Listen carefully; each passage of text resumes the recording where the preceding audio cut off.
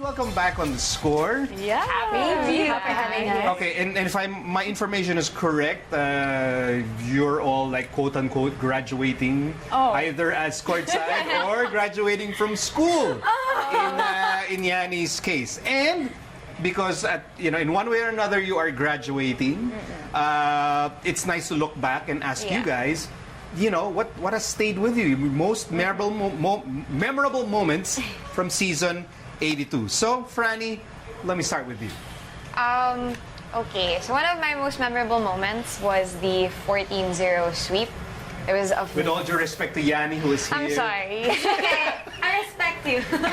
No, but it's historic for Ateneo. It's the first time that Ateneo sweep the elimination round. And I remember the atmosphere in training beforehand. Like, coach told them, you can't think about the sweep. You have to think of the game as the game itself. Coach Tab being always, it's just another game. And I know that was hard for the guys. They wouldn't admit it to me because I know they were thinking about it. Was it hard for you? It was hard as someone for me. who was about to cover a potentially historic event. It was hard for me because I knew, like, sometimes I have to embody what Coach Tab is telling the guys also because it helps me with my reports. But how can you contain your excitement knowing that you're on the verge of history, right?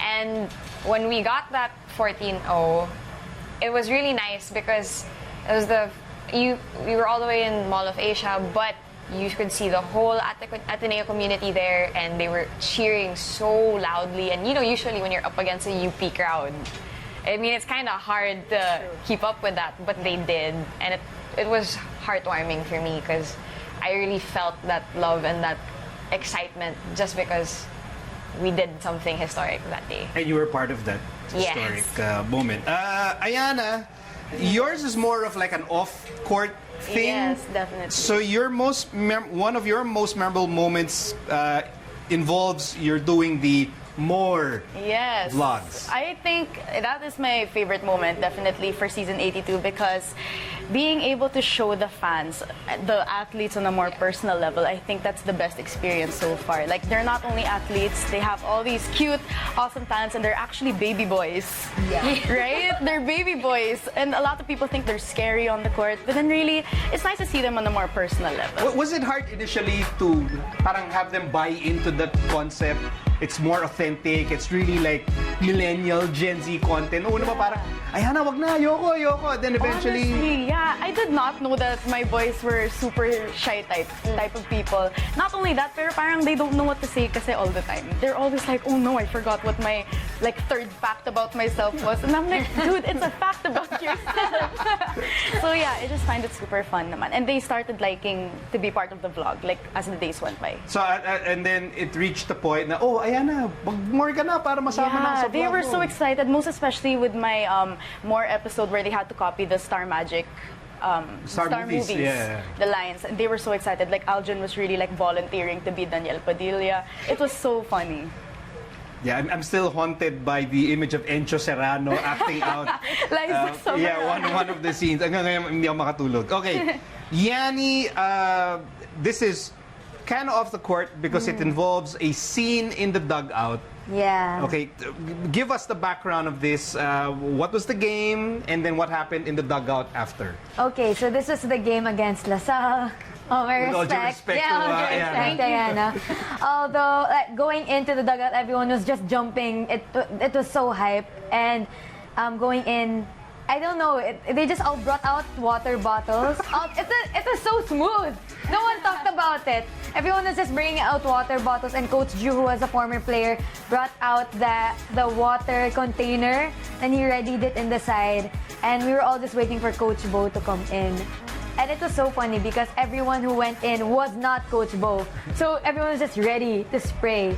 And when Coach Bo went in, it's the first time I saw him like loosen up, be a human for once. He was jumping. He was so adorable. Labas nga yung tiyan ni Coach Bo dun sa video eh. Yeah. In moments like that, do you feel your parang unison with the team, that you're really a part of this team because you're sharing this really happy moment inside the dugout? Yes, I do feel that I'm part of the team, and I'm very grateful I was able to experience that kind of joy. at one point they were saying, oh, Yani should also be sprayed with water. And then they were like, no, wag si baby girl. And I'm like, what? Oh, so you were disappointed? Yeah, I was kind of disappointed, but... Okay, so, yeah. noted for... next time. Noted for future reference. Future references. Franny, syempre ikaw, you're privileged because you were also part of the three-peat champion team. How does that rank in... So you're 2 years now as Courtside. How does that rank in your experiences as a Courtside reporter? Well, for me, it's insane. Like, when it happens, you're kind of in shock, but at the same time, you're like, whoa, three-peat. And I've said it like on my Instagram, but this is a historic year for Ateneo. The 16-0 sweep, three-peat the second time in the Final Four era. And like what happened in Yani's dugout with the water bottles and everything. Oh yeah, I saw pictures of you. Unlike Yani, I got wet, and the guys had no problems like making sure I got wet. But it was nice because you know, being with a team for 2 years or even just 1 year, you see how hard they work and how many sacrifices they make. So to see them celebrate and to cheer for one another also, that was really nice. And it was special because in the dugout after we won, after everyone was wet, we all said a prayer, and then they said their mantra, the we few, we happy few, we band of brothers, for he today who sheds his blood for me shall be my brother. And it was so special. Okay, I gave you a little bit extra time because you're part of the champion team. Let's see if that will be the case in the UAP volleyball season. Let's do this again. Let's do a part 2 because you guys have unforgettable moments that need to be shared. So let's do a part 2 after this.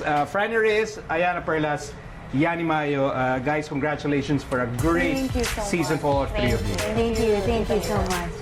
This has been The Score. I'm Nico Halili. You can also watch The Score on iWant for free. And we leave it now with a look at our future on MG Motors, lending a helping hand to the 30th Southeast Asian Games. We'll see all of you again tomorrow.